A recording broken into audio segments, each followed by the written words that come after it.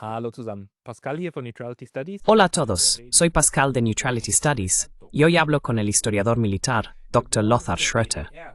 Nacido en la RDA, el Dr. Schröter trabajó de 1974 a 1990 en el Instituto de Historia Militar de Potsdam y fue por último mayor en un puesto de coronel del Ejército Popular Nacional, así como jefe del Departamento de Historia Militar de la OTAN y de la A. El Dr. Schröter publicó el año pasado el libro La Guerra de Ucrania, las raíces, los sectores y el tutils de la OTAN. Hoy queremos hablar sobre sus perspectivas de Alemania del Este respecto a la guerra. Bienvenido, Dr. Schröter. Wollen wir uns heute unterhalten? Herr Dr. Schröter, willkommen. También me alegra poder conceder esta entrevista. Quizás también pueda enseñarle el libro. Gerne. ¿Qué me Aquí está. El libro también despierta un gran interés, aunque los medios de comunicación dominantes en Alemania y en otros lugares lo ignoran en gran medida. Warum wird es ¿Por qué se ignora? ¿Y cuáles son sus principales tesis que desea presentarnos? die Sie uns unterbreiten?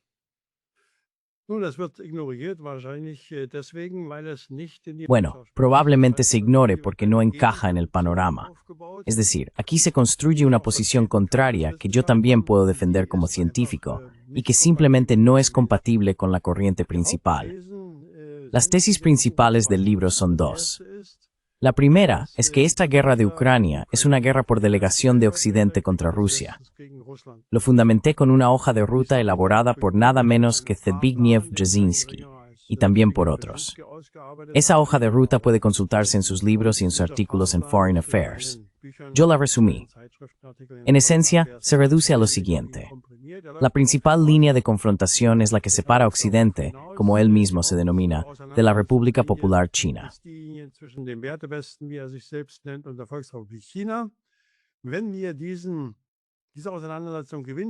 Si queremos ganar este enfrentamiento, debemos derrotar a Rusia.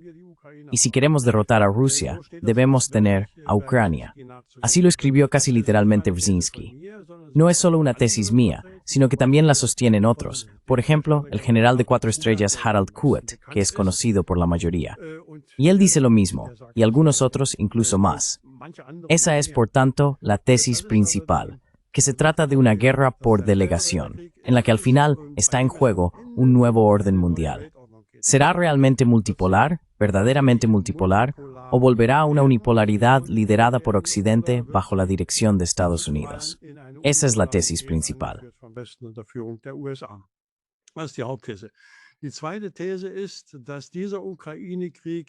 La segunda tesis es que esta guerra de Ucrania no comenzó el 24 de febrero de 2022.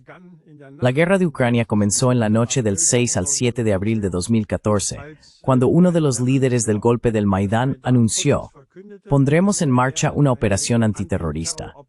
Con ello se refería a una operación contra las regiones de Donbass, Donetsk y Lugansk. De hecho, esta operación antiterrorista comenzó el 13 de abril de 2014, y lo digo abiertamente, con un ataque de nacionalistas ucranianos, abiertamente apoyados por fuerzas fascistas, contra las dos regiones del Donbass. Ese ataque marca el inicio de la guerra de Ucrania. Lo que ocurrió el 24 de febrero de 2022 fue la entrada de la Federación Rusa en una guerra que ya se venía desarrollando desde 2014.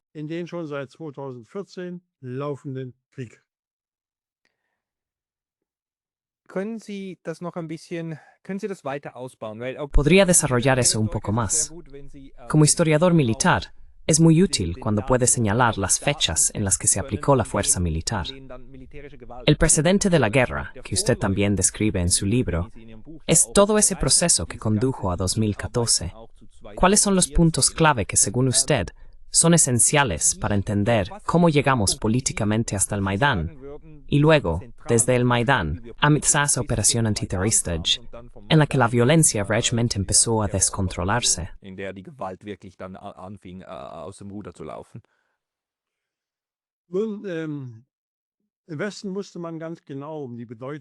En Occidente se sabía muy bien la importancia de Ucrania, la relevancia de este gran país para el enfrentamiento con Rusia y en última instancia también con la República Popular China estaba clara desde el principio. Por eso se organizó un primer golpe de Estado, la llamada Revolución Naranja de 2005, bajo el liderazgo de Yulia Timoshenko. Sin embargo, esta Revolución Naranja aún no tuvo éxito, y Ucrania entró en una fase política relativamente tranquila. Y por supuesto, Occidente también observó eso.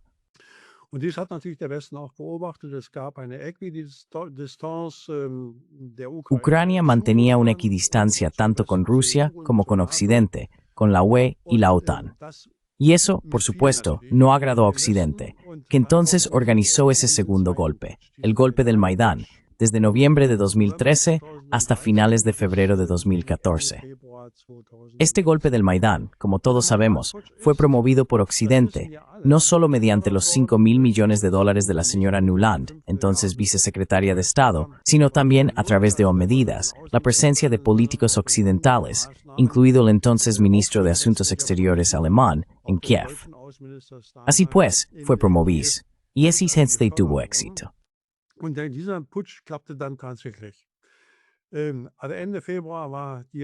Así que, a finales de febrero, ese golpe ya había tenido lugar. Las fuerzas nacionalistas, en parte fuertemente apoyadas y promovidas por grupos fascistas, lograron entonces imponerse. Y fue entonces cuando comenzó esa operación antiterrorista, como ya había mencionado.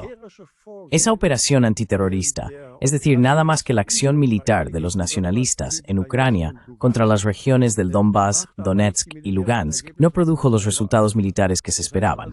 Es decir, esa ofensiva se estancó.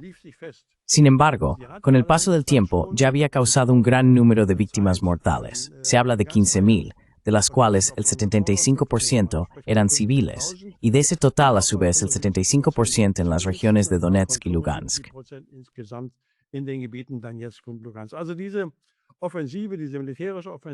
Así que, esta ofensiva militar de los ucranianos no se desarrolló como ellos habían pensado, y el resultado de ello fue que se quiso ganar tiempo. Ese tiempo se ganó con las negociaciones de Minsk, con Minsk-Pemer y Minsk II.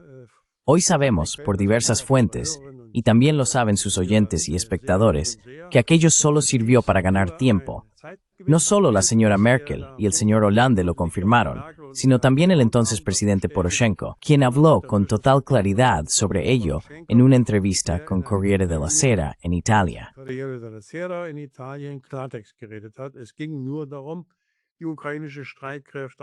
Se trataba únicamente de llevar a las Fuerzas Armadas ucranianas al nivel de la OTAN, es decir, primero aumentar su personal, entrenarlas, ponerlas al estándar de la OTAN y equiparlas con una amplia tecnología militar occidental. Y eso fue exactamente lo que ocurrió. Es cierto que se formó una fuerza de entre 140.000 y 200.000 soldados ucranianos. Ya estaban desplegados en las regiones de Donetsk y Lugansk, y también al este de la península de Crimea.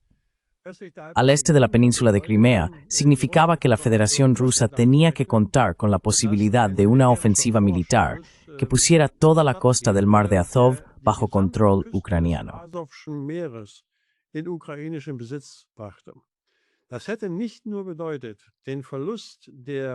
Eso no solo habría significado la pérdida de las regiones de Donetsk y Lugansk, sino también la pérdida de Crimea, y eso habría supuesto la derrota en la guerra. La pérdida de Crimea, a su vez, habría significado que una de las 4 agrupaciones estratégicas de las fuerzas navales rusas se habría perdido, concretamente la flota del Mar Negro. Esto, en última instancia, habría tenido como resultado que el Mar Negro se convirtiera en el Mare Nostrum de la OTAN. Una gran potencia como Rusia nunca podría permitirse eso. Los estadounidenses tampoco lo permitieron en 1962, cuando la URSS instaló misiles de alcance medio en Cuba. Como todos sabemos, no puedo entrar ahora en los detalles, incluso ante el riesgo de una guerra nuclear, los estadounidenses no lo permitieron.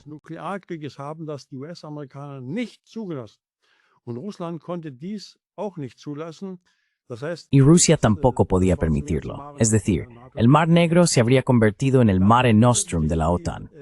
Luego, los acontecimientos militares continuaron desarrollándose tras el evidente fracaso de Minsk-Burn y Minsk II. Costó innumerables vidas humanas, no solo militares, sino sobre todo civiles. Y por supuesto, la Federación de Rusia también lo vio. La Federación de Rusia observó lo que allí ocurría. El general Kuhak, a quien ya había mencionado, también informa de que esa fuerza militar se había desplegado en el mar de Azov. Eso, naturalmente, también lo observó la Federación de Rusia. Y en diciembre de 2021, el Ministerio de Asuntos Exteriores ruso convocó al embajador estadounidense y en esa ocasión se elaboró ante dicho embajador un programa. Gegenüber diesem Botschafter ein Programm entwickelt. Und dieses Programm lief im Wesentlichen darauf hinaus, im Buch ist das. Y este programa consistía esencialmente, en el libro se describe con mucho más detalle, en desarrollar un sistema de seguridad desde Vladivostok hasta Lisboa y desde Lisboa hasta Vladivostok. Esa era la primera tesis fundamental. Y la segunda, que ya era una exigencia que en Occidente a menudo se malinterpretó como un ultimátum, decía: aseguraos de que vuestros protegidos ucranianos se retiren de la línea de contacto, es decir, de la línea del frente. El embajador estadounidense recibió primero esa propuesta y luego, en enero de 2022, se presentó en el Ministerio de Asuntos Exteriores ruso y dijo, resumiendo de forma lacónica, no lo haremos. Y entonces los rusos comprendieron lo que significaba ese momento. Und da wussten die Russen, was die Stunde geschlagen hat. Da wussten die Russen, was die Stunde geschlagen hat. Entonces, los rusos comprendieron lo que estaba ocurriendo. Y en ese contexto también aparecieron los tanques rusos con la Z en el casco en las fronteras ucranianas. Esa era la situación, y luego la escalada militar continuó, algo que también fue confirmado por la OSS. En febrero, comenzaron intensos ataques de la artillería ucraniana contra las regiones de Donetsk y Lugansk, y Rusia solo podía interpretarlo como que el ataque era inminente. Existen documentos que, sin embargo, aún debo examinar con mucha atención, por lo que no están confirmados. Mientras tanto, no los utilizo. Solo sé que, según documentos rusos, un nuevo ataque masivo de las Fuerzas Armadas ucranianas debía comenzar el 8 de marzo de 2022. Am 8. März 2022 beginnen sollte. Aber nochmal, da bin ich ganz vorsichtig. Pero de nuevo, ahí soy muy prudente. Mientras no vea documentos definitivos al respecto, no me subo a ese caballo. Y luego ocurrió que, como dije, los rusos vieron lo que iba a pasar allí. Y entonces los rusos hicieron algo antes del 24 de febrero que no habían hecho en 8 años. Querían que las regiones de Donetsk y Lugansk permanecieran dentro del Estado ucraniano. Ya en 2014, votamos en contra de los referendos organizados por las repúblicas populares recién establecidas. Dijimos, no hagáis ese referéndum, eso no lo queremos en Moscú. Debéis permanecer en Ucrania, por supuesto, con la concesión de los derechos correspondientes, como por ejemplo, el uso de la lengua rusa.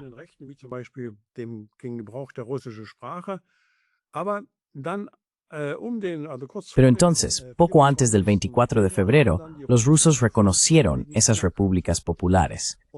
Y cuando se reconoce a estados, también se pueden firmar tratados con ellos. Les guste o no a otros, también son posibles las secesiones, incluso contra la voluntad del llamado país madre. Eso fue lo que hicieron las repúblicas populares. Así que Rusia reconoció esas repúblicas populares como estados. Cuando se reconoce a estados, se pueden firmar tratados. Eso fue lo que hicieron, concretamente un tratado de asistencia mutua. Y sobre la base de ese tratado de derecho internacional, que también fue notificado por Moscú ante la ONU, la Federación Rusa, lo formulo así deliberadamente, entró en guerra el 24 de febrero de 2022.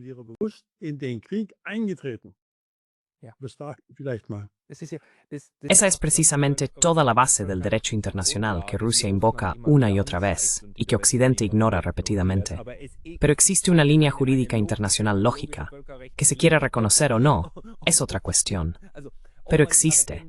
Y por eso, Rusia también dice, solo ejercemos el derecho, según el artículo 51 de la Carta de la ONU, a la autodefensa colectiva.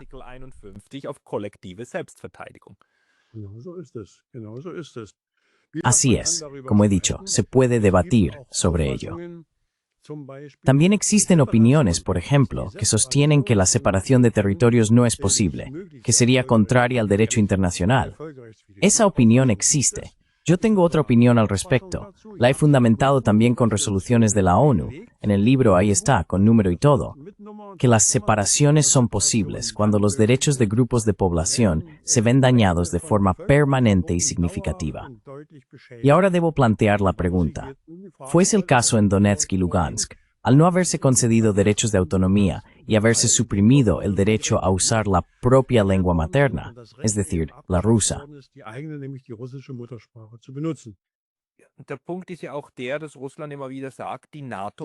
El punto también es que Rusia repite constantemente. La OTAN reconoce este derecho, porque es el mismo derecho que utilizó Kosovo para separarse de Serbia, y la OTAN lo reconoce, al igual que Alemania, la RFA. Pero con eso volvemos de nuevo a la hipocresía, a la aplicación de un doble rasero. Lo que me interesaría mucho saber es, ¿cómo lo ve usted como historiador militar que ya antes de los años 90 había estudiado a la OTAN, pero desde fuera, un historiador militar alemán que la estudió desde fuera, no desde dentro? ¿Cómo ve el hilo histórico desde los años 70 y 80 hasta ahora, en la década de 2020? Von den 70er, 80er Jahren bis jetzt in die 2020er hinein. Da darf ich mir erlauben, auf 2 Bände. Permítanme remitirme a 2 volúmenes de un libro mío. ¿Perdón? Aquí está. La OTAN en la Guerra Fría. Son casi 200 páginas. Escribí estos 2 volúmenes con motivo del 60º aniversario de la OTAN en 2009. Se trata de una cronología que incluye una introducción para cada periodo. La idea central de estos libros fue y sigue siendo la siguiente. La OTAN no se fundó como una alianza defensiva, sino como una alianza antisoviética, es decir, pacto militar contra la URSS. Porque en aquel entonces aún no existía una alianza que iba en el este.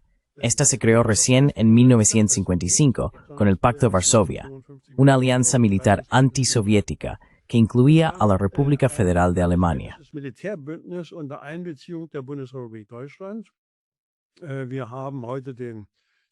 Hoy celebramos el 70º aniversario de la Bundeswehr.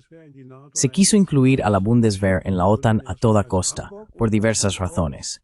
En primer lugar, como ariete, y por supuesto también incorporando a cuadros de la Wehrmacht y además de las Waffen-SS. Incluso se contrataron oficiales hasta el rango de teniente coronel de las Waffen-SS, siempre que no hubieran cometido crímenes de guerra. Tenían experiencia en la campaña del Este y fueron integrados de manera decisiva en la creación de la Bundeswehr, que al final contaba con 495.000 soldados activos y 1,3 millones de reservistas. Es decir, la OTAN siempre fue una alianza antisoviética y hoy es una alianza antirrusa.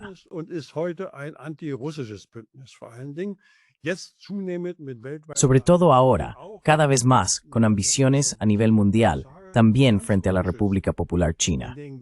Y lo digo sin rodeos. En las cuestiones fundamentales, la Alianza Noratlántica, por decirlo suavemente, siempre ha dicho la falsedad.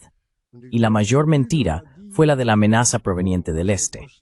Esa nunca existió. Nunca hubo una amenaza desde el Este. Si los rusos realmente hubieran tenido la intención de ocupar Europa Occidental, habrían marchado hasta el Atlántico en 1945. No lo hicieron. Y siempre fue, como he dicho, una alianza antisoviética y antirrusa. Y lamentablemente, esa mentira de la amenaza del Este, no ha cambiado hasta hoy.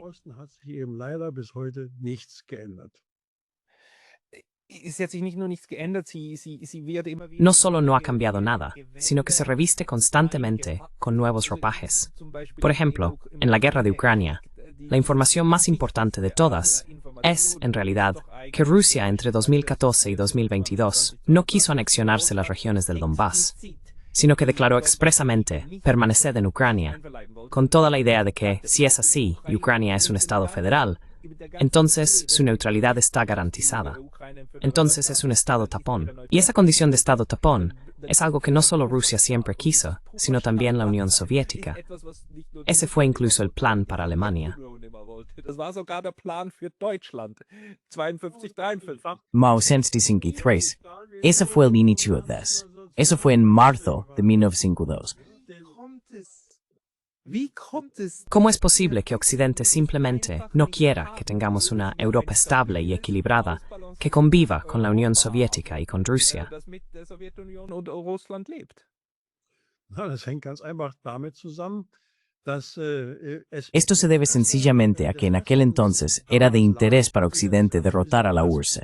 Eso se logró en 1991. Y hoy se quiere desmantelar Rusia. Cada año hay una o dos conferencias que tratan sobre la descomposición, el fileteado de la Federación Rusa. Se trata de los enormes recursos, sobre todo de los recursos naturales de la Federación Rusa. Existe un estudio de Bertelsmann en el que se detalla exactamente qué enormes yacimientos de recursos naturales se encuentran también en Ucrania.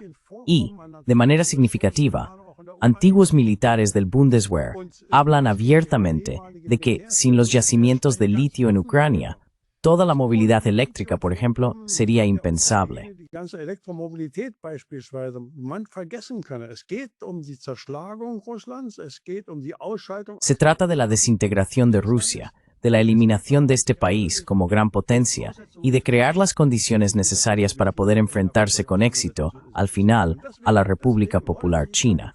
Y por eso no quieren la paz. Por eso promueven una escalada tras otra. Y por eso inventan constantemente nuevas variantes de escenarios de amenaza. Es un completo disparate suponer que la Federación Rusa quiera atacar a la OTAN en 2029, por ejemplo. No existe ninguna base política para ello, ni tampoco militar. El general Kuat lo ha dejado claro. Es un completo absurdo militar afirmar que con las fuerzas de la Federación Rusa se pretenda atacar a la OTAN. Wolle die NATO solle die NATO angegriffen werden. Das ist militärisch völliger Unsinn. Eso es un completo disparate desde el punto de vista militar. Es decir, es un disparate total, únicamente desde el punto de vista militar, no solo completamente erróneo políticamente. Y por cierto, lo digo siempre en tono de broma en las conferencias que doy, ¿qué quieren en Alemania? ¿Quieren una infraestructura destrozada? ¿Quieren un ferrocarril que no funcione? ¿Quieren una economía que retrocede lentamente y atraviesa una crisis evidente? ¿Quieren esta decadencia moral que estamos viviendo en Alemania, no solo en Alemania, también en otros estados occidentales? ¿Quieren los rusos tener todo eso? ¿Quieren un país destruido que luego tengan que reconstruir? ¿Qué es lo que quieren realmente? Esa pregunta, por supuesto, la OTAN no la responde, solo con propaganda, en realidad. Eigentlich nur mit Propaganda.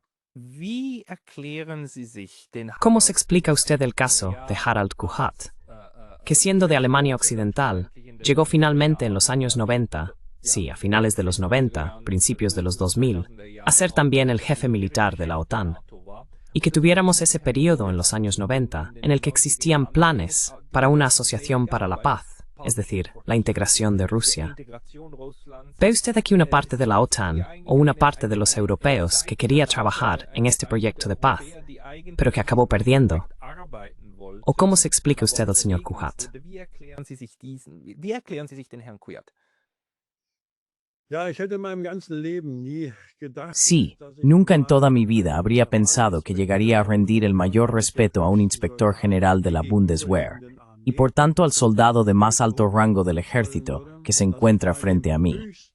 Que llegaría a rendir mi mayor respeto al oficial de más alto rango de la OTAN, y eso es lo que se es como presidente del comité militar, no un general occidental. Nunca me lo habría imaginado en toda mi vida. Es solo willkür Kujat, essen für exceptionell av I skad animal. Ausnahmeerscheinung ist unter der deutschen Generalität. General Kujat hat offensichtlich das, was Friedrich Schiller El general Kuhat tiene evidentemente aquello que Friedrich Schiller expresó una vez en la Oda a la Alegría, y que Beethoven, por supuesto, puso en música: el valor ante los tronos de los reyes. Ese valor no parece estar presente en la oficialidad alemana, ni en el cuerpo de oficiales alemán. Lo intentamos una vez más el 20 de julio de 1944, después de que vieran que aquella campaña del Este no funcionaría. Ese valor ante los tronos, ese valor lo demuestra el general Kuhat, y por ello tiene mi máximo respeto. Todo lo demás que se oye de la oficialidad alemana me produce escalofríos. von der deutschen Generalität hört, bringt mich zum Schaudern. Es ist einfach, es gibt Leute, die haben Hay personas que todavía hoy hablan de la oportunidad desperdiciada, aunque, según la interpretación, hay que decir, no fue desperdiciada, sino arrojada deliberadamente, esa unificación. Y entre ellos hay también estadounidenses, como por ejemplo Jack Matlock, el embajador Jack Matlock, que una y otra vez, incluso ahora con 95 años, dice, no, la Guerra Fría no la ganamos, la terminamos conjuntamente con la Unión Soviética, porque era de nuestro interés. Y luego la Unión Soviética se desmoronó, relacionada, pero por otras razones. Deberíamos haber aprovechado esa oportunidad para construir una casa europea común para todos y estructuras de seguridad. A eso pertenecen también otros, y son realmente figuras decisivas de la historia de la Guerra Fría. ¿Cómo ve usted esta conexión? Que no fueron ellos quienes ganaron, sino los otros, que fueron los Brzezinskis de este mundo. Sondern dass es die anderen waren, dass es die Brzezinskis der Welt waren. Naja, ganz einfach, weil die Brzezinskis. Bueno, muy sencillo, porque los Brzezinski y otros, Kissinger al final también, Friedman por ejemplo, siempre fueron aquellos que encarnaban las principales fuerzas del gran capital industrial y financiero estadounidense. Ese gran capital industrial y financiero siempre fue expansionista, siempre fue agresivo. Y al final se impusieron, igual que en Alemania, por cierto. Friedrich Merz está en el gobierno, pero no tiene el poder. El poder lo tienen otros muy distintos. Y eso es una reedición, al menos en ciertos rasgos, del típico imperialismo alemán que conocemos desde finales del siglo XIX. Ellos se impusieron, y en Rusia también encontraron un socio, concretamente la administración de Yeltsin. En los años 90, Rusia estaba completamente por los suelos en lo político, lo militar y lo económico.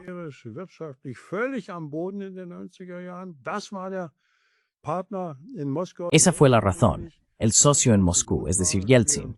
Y esa fue también la base de la asociación que se concedió en aquel entonces. Pero solo más tarde, en el cambio de milenio, cuando llegó otro presidente que intervino en el Bundestag en septiembre de 2001, esa época llegó a su fin. Allí dijo esencialmente dos cosas. Dijo, construyamos un sistema de seguridad, de Lisboa a Vladivostok y de Vladivostok a Lisboa.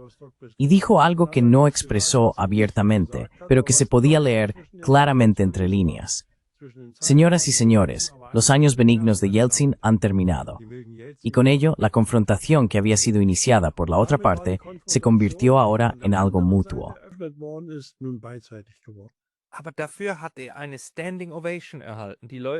Pero por eso recibió una ovación en pie. Los parlamentarios se levantaron y aplaudieron, porque Vladimir Putin también habló en alemán. Es imposible expresar con palabras lo que eso significó, teniendo en cuenta que su familia, creo, estuvo destinada en Leningrado y que parte de ella murió durante el bloqueo. Y él también buscó ese acercamiento a Alemania. Y ese acercamiento, o lo interpreto mal, no solo no llegó a concretarse, sino que ahora, en la situación actual, no solo está hecho nix, sino en...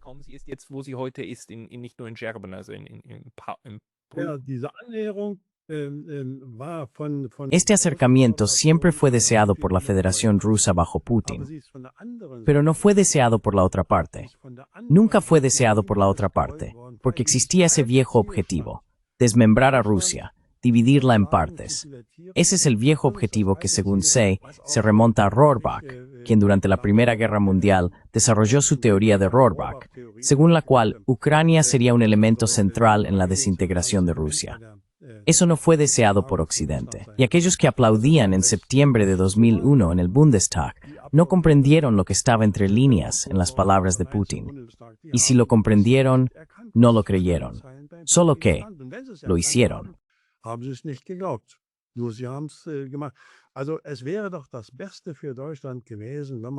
Así que, lo mejor para Alemania habría sido recordar el rumbo del viejo Bismarck. En mi libro incluyo varias citas del canciller del Reich.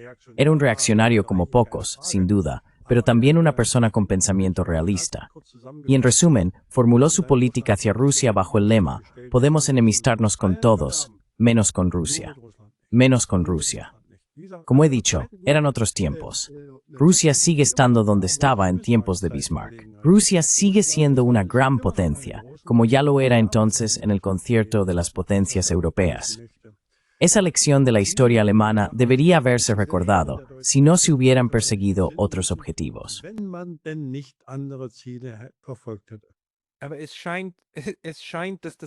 Pero parece que el credo según el cual funciona ahora mismo la política alemana es, a la tercera, va la vencida. Porque desde Bismarck ya se ha intentado 2 veces. ¿Cree usted que ahora se intentará de nuevo? No, ya lo ha dicho. Se va a intentar otra vez. Pero ¿dónde está el límite? Porque en este momento nos damos cuenta de que una vez más parece que no va a funcionar. Naja, es wird auch nicht klappen. Also, wenn es einen dritten Weltkrieg geben Bueno, würde, tampoco va a funcionar. Es decir, si hubiera una tercera guerra mundial, ocurriría exactamente lo que el ultrarreaccionario Ronald Reagan y Mikhail Gorbachev proclamaron juntos a finales de los años 80. Una guerra nuclear no se puede librar ni se puede ganar. Nunca debe librarse, porque conduciría al fin de la civilización humana. Esas fueron las declaraciones de ambos en aquel entonces. Nada ha cambiado desde entonces. Eso también se sabe en Occidente. Mi tesis es, en Occidente tampoco se quiere una tercera guerra mundial. No se la quiere porque se sabe que uno mismo ardería en ella. Lo que sí hacen, sin embargo, es mantener un equilibrio al borde de la guerra. Un equilibrio sumamente peligroso al borde de la guerra. Y como militar, se sabe que los conflictos pueden desarrollarse de tal manera que adquieran una dinámica propia. Y esa dinámica puede desembocar en una situación que ya no se pueda controlar. Y es peligroso. wo sie nicht mehr einzufangen ist. Und das ist gefährlich. Sí, ese es precisamente todo el miedo que hay detrás. Que se haya creado aquí una situación que puede ser tomada por relativamente pocos o pequeños grupos de personas, porque se puede montar fácilmente una operación de bandera falsa o algo parecido, y entonces las distintas partes se ven obligadas a reaccionar. Y que en este momento, en realidad, ya no tengamos mecanismos de desescalada. Aunque desde que los rusos y los estadounidenses han vuelto a hablar entre ellos, quizá aún habría la posibilidad de una llamada telefónica. ¿Cómo lo ve usted? Naja, diese False Flag Operations. Bueno, esas operaciones de falsa bandera pueden, por supuesto, ocurrir. Y dentro de la OTAN hay, en efecto, distintas fuerzas, algunas particulares como Hungría o Eslovaquia, y probablemente en el futuro también Chequia. Y luego están los belicistas, que se encuentran en los estados bálticos y en Polonia. Ahora, los medios rusos, como Russia Today, han difundido que se había planeado una operación bajo falsa bandera y que fue frustrada. Se suponía que un cazabombardero del tipo MiG-31 con un misil Kinzhal sería secuestrado hacia Rumanía, y ese bombardero debía ser derribado. Pero la operación fue frustrada. Dieser Bomber sollte dann abgeschossen werden. Es sei vereitelt worden. Nun, das glaube ich immer erst, wenn wir die Bueno, yo solo me lo creo cuando los hechos verificables están realmente sobre la mesa. Pero, por supuesto, esas operaciones falsas se hacen sin parar. Piense en los vuelos de drones. Siempre se culpa a los rusos, que derriben unos cuantos y entonces verán lo que pasa. Que lo hagan, a ver qué ocurre. Y siempre se dice sí, todo apunta a Rusia, todo apunta a Rusia.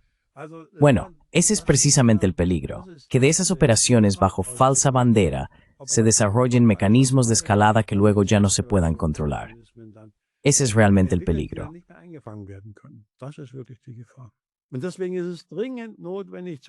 Y por eso es urgentemente necesario desescalar. Y eso es precisamente lo que el gobierno alemán no está haciendo ahora, a diferencia de lo que hay que reconocerle a Willy Brandt en Occidente. Walter Scheel, que entonces era ministro de Asuntos Exteriores, o también Erich Honecker, fueron luchadores por la paz. No hay nada que discutir al respecto. Leonid Brezhnev también lo fue. Ni siquiera la intervención en Afganistán, a la que él mismo se oponía, contradice eso. No, se ha abandonado la idea de la resolución pacífica de los conflictos. Se ha abandonado la distensión y se ha tomado el rumbo contrario, la escalada. Eskalation.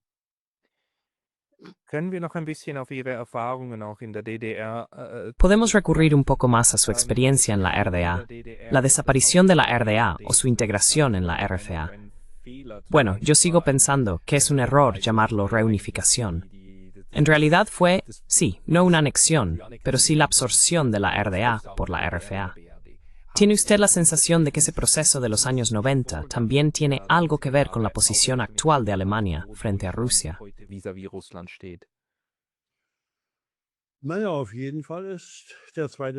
Bueno, en cualquier caso, desapareció el segundo Estado alemán, que siempre había actuado como freno frente a aquellos que en Alemania Occidental apostaban por la confrontación.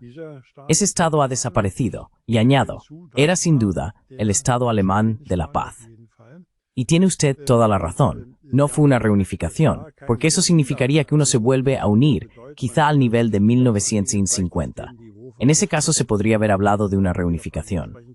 En mi opinión, para expresarlo de forma neutral, fue una unión de los dos estados alemanes.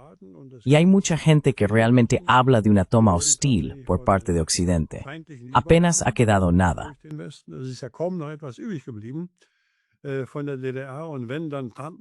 De la RDA, y si acaso se encontraba bajo términos como Centro Médico de Atención Integral para Policlínicas, porque eso es exactamente lo que son hoy los centros médicos de atención integral. No se adoptó nada, al contrario, se desmanteló todo, a toda costa. Solo quiero dar un ejemplo. En la RDA, el 95% de todos los científicos sociales, entonces nos llamábamos científicos de la sociedad, fueron despedidos. El 95% fueron eliminados de las universidades y centros de enseñanza superior. Una tala semejante no se produjo ni en la zona de ocupación soviética o en la RDA, ni en Occidente tras el colapso del fascismo hitleriano. Nunca se había producido una tala semejante. Y por supuesto, la gente no lo olvida. Y cada vez más personas se dan cuenta de que en realidad no se trató de una reunificación, sino de una anexión, de una absorción.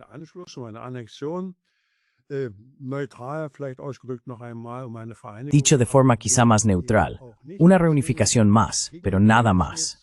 Y por eso la gente empieza ahora cada vez más, también en mi entorno familiar, sin duda, a darse cuenta de que en la escuela no aprendimos tantas cosas falsas sobre el capitalismo y el imperialismo.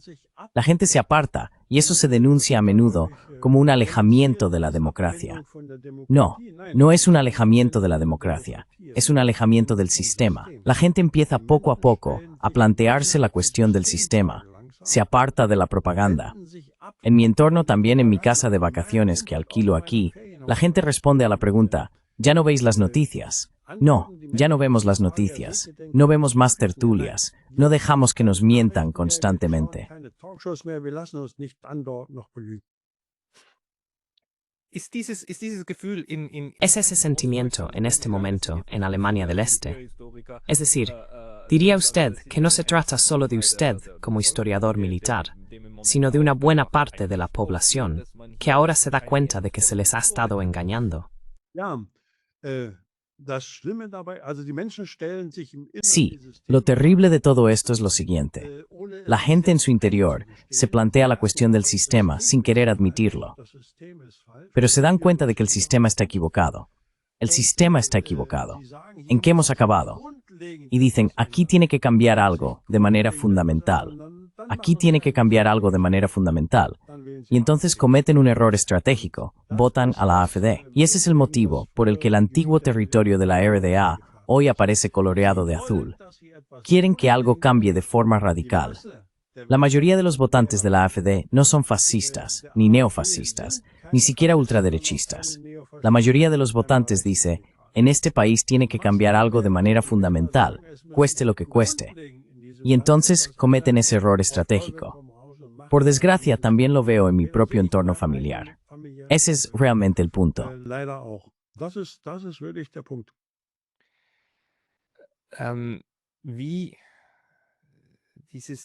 ¿Cómo esta relación en este momento? Siempre me pregunto, ¿en qué dirección puede ir todavía? Por cierto, comparto la opinión de que la OTAN, en conjunto, no quiere una tercera guerra mundial. Eso también lo hemos aprendido a lo largo de 3 años y medio. La OTAN podría haber intervenido en cualquier momento, pero no lo hizo, ni quiere hacerlo. Quiere librar una guerra por delegación.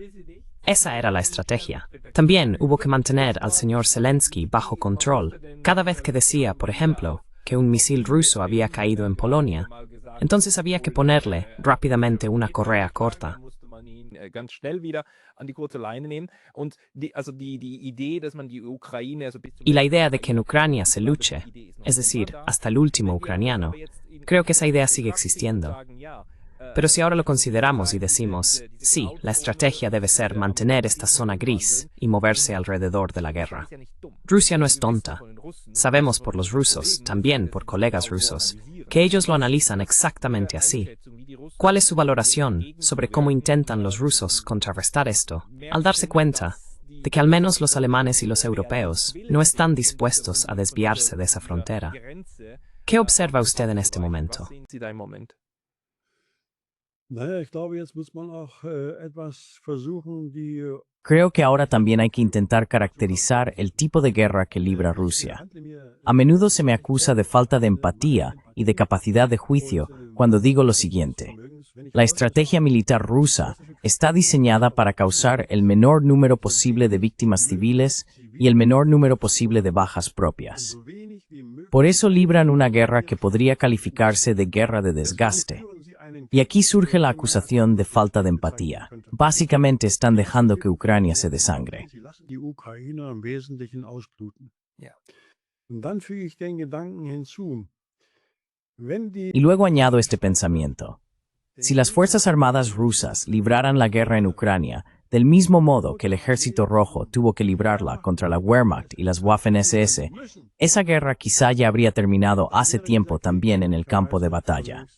Solo quiero recordar que el Ejército Rojo, de los 27 millones de víctimas de los pueblos soviéticos, tuvo por sí solo 11,7 millones de muertos. 11,7 millones.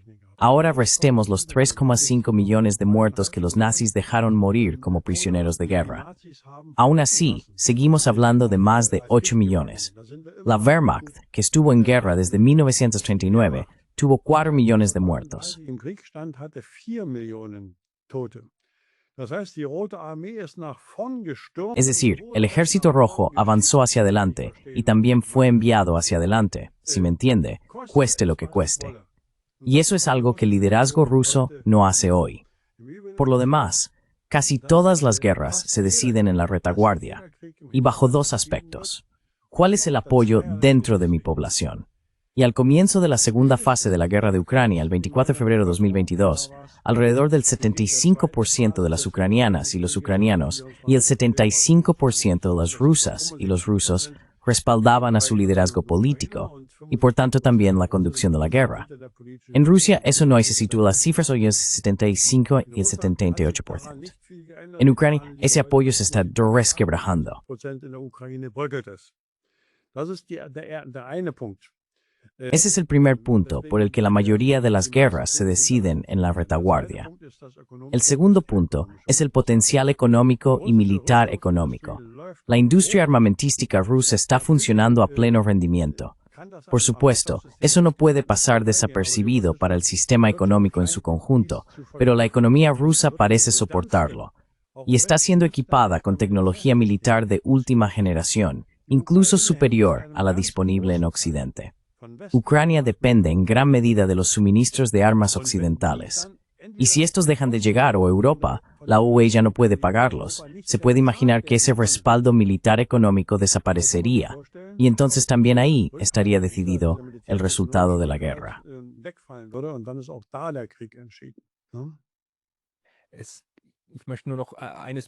Solo quiero añadir una cosa más, porque un colega, Andrei Martyanov, hizo esta observación, y creo que es importante señalar que desde el lado ruso no se trata de una guerra, sino de una operación militar especial.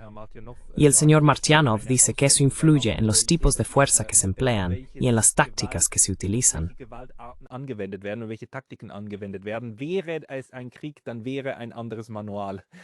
Si fuera una guerra, entonces sería posible utilizar otro manual. Comparto su opinión.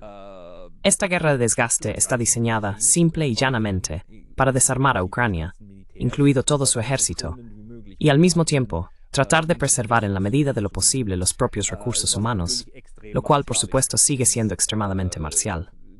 Lo frustrante es que en Occidente, la percepción pública que se fomenta pertenece en realidad a un universo completamente distinto. Por eso, las personas que no comparten nuestra evaluación histórica de esta guerra no entienden en absoluto todo el marco interpretativo. Para ellos, parece una justificación de la guerra por parte de Rusia. Des Krieges von russischer Seite her. Naja, Sie haben diesen Terminus angesprochen. Bueno, usted ha mencionado ese término, operación militar especial, y lo ha relacionado con la forma de hacer la guerra por parte de Rusia. Yo no lo haría. El término operación militar especial se fundamenta, en mi opinión, en otros aspectos. Desde hace décadas, las guerras ya no se declaran, como en realidad sería necesario según el reglamento de la Haya de 1907 sobre las leyes de la guerra terrestre. Hay que declarar una guerra. Y también he explicado claramente en mi libro el término operación militar especial y por qué eligió. Warum der gewählt worden ist? Weil es völkerrechtliche Implikationen hat. Porque tiene implicaciones en el derecho internacional. Tiene implicaciones en el derecho internacional que ahora, por razones de tiempo, no puedo exponer en detalle. Todo está en mi libro. No, el tipo de conducción de la guerra rusa resulta de las dos cosas que he mencionado. En primer lugar, las fuerzas armadas ucranianas deben ser desgastadas, por terrible que suene. Y en segundo lugar, deben evitarse en la medida de lo posible las propias pérdidas y las pérdidas entre la población civil ucraniana. Estos son los puntos de partida decisivos para que la conducción de la guerra rusa sea como es. Ich teile diese Einschätzung. Ansonsten Comparto esta valoración. Por lo demás, solo hay que fijarse en la diferencia entre las víctimas civiles en la guerra de Ucrania y en la guerra de Gaza para darse cuenta de lo distinto que se puede combatir cuando se tienen objetivos diferentes. ¿Qué opina usted? Ahora hemos hablado de manera muy general sobre todo el asunto y también sobre el desarrollo histórico. ¿Hubo algo que no hayamos mencionado y que usted considere importante destacar o explicar? dass es wichtig ist, dass man das erwähnt oder erklärt. Naja, es geht immer um die Frage des Waffenstillstandes. Bueno, siempre se trata de la cuestión del alto el fuego y de por qué la Federación Rusa no accede a ello. La Federación Rusa no puede aceptarlo, porque un alto el fuego significaría inmediatamente que tropas de la OTAN serían estacionadas en territorio ucraniano. Y si eso ocurriera, la Federación Rusa tendría básicamente que atacar y eliminar a esas tropas de la OTAN, lo que significaría el estallido de la Tercera Guerra Mundial. Es decir, hay que pedir comprensión de que Rusia nunca podrá aceptar un alto el fuego de ese tipo, un alto el fuego incondicional. Dem bedingungslosen Waffenstillstand nie und nimmer zustimmen kann, sondern die russischen Forderungen müssen erfüllt werden. Neutralität, Sino que deben cumplirse las exigencias rusas, neutralidad de Ucrania, no adhesión a la OTAN, ninguna instalación de fuerzas de la OTAN de ninguna forma en el territorio ucraniano, y luego también la desmilitarización. Bien, sobre eso quizá los rusos estarían dispuestos a negociar, pero también la desnazificación.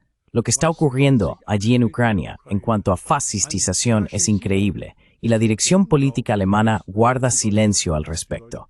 Allí, como todos sabemos, se están reavivando realmente tradiciones fascistas, como las divisiones de las SS, Galicia y otras. No se puede nombrar todo.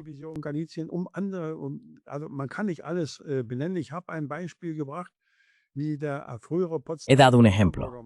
Como el antiguo alcalde de Potsdam, miembro del SPD, viajó a Ivano-Frankivsk y allí entabló relaciones con fascistas.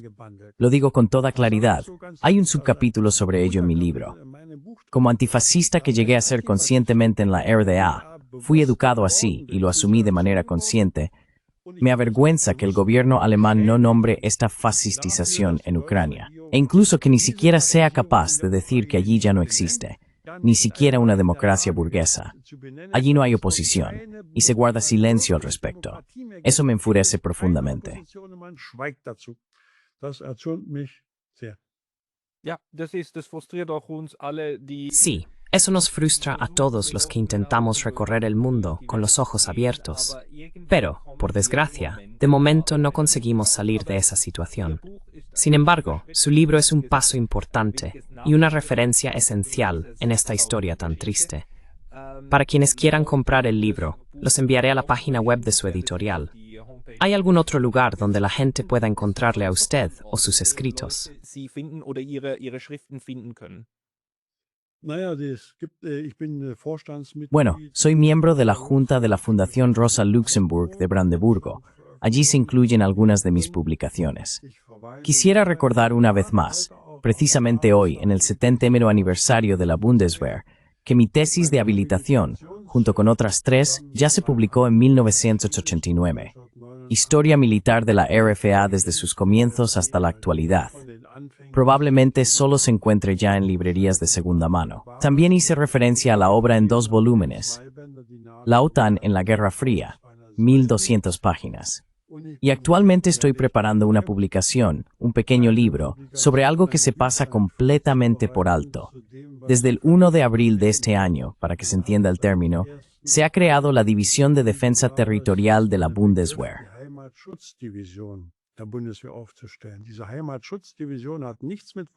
Esta división de defensa territorial no tiene nada que ver con el folclore, sino que tiene 2 tareas. En primer lugar, garantizar la libertad de operaciones de las fuerzas de la OTAN en el frente. Y en segundo lugar, y esto es algo que nadie tiene en cuenta, actuar contra el enemigo interno. Según el artículo 87A, apartado 4, de la Ley Fundamental, que es la Constitución de Emergencia acompañada en 1968 por numerosas leyes de excepción.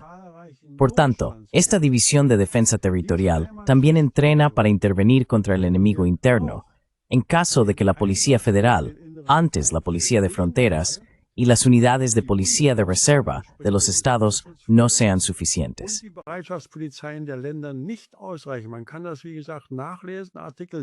Como ya se ha dicho, se puede consultar artículo 87A, apartado 4 de la Ley Fundamental. Recientemente ha habido 2 ejercicios en los que se ha practicado eso.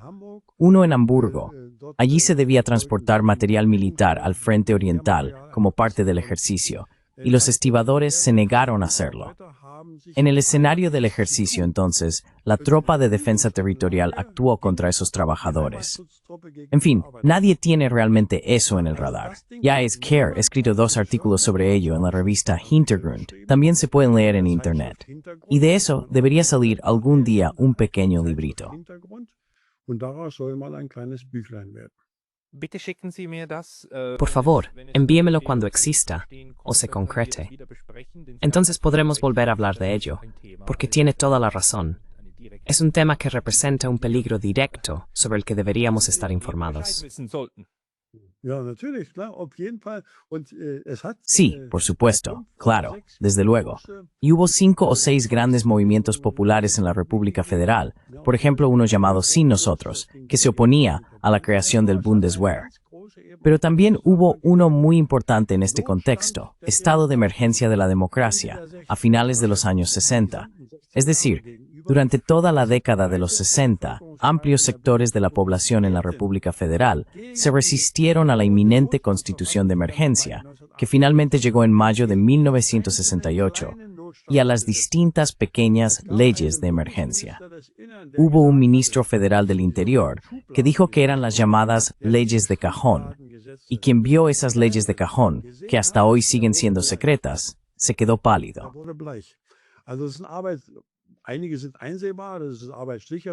Algunos son accesibles. Es la Ley de Garantía del Trabajo.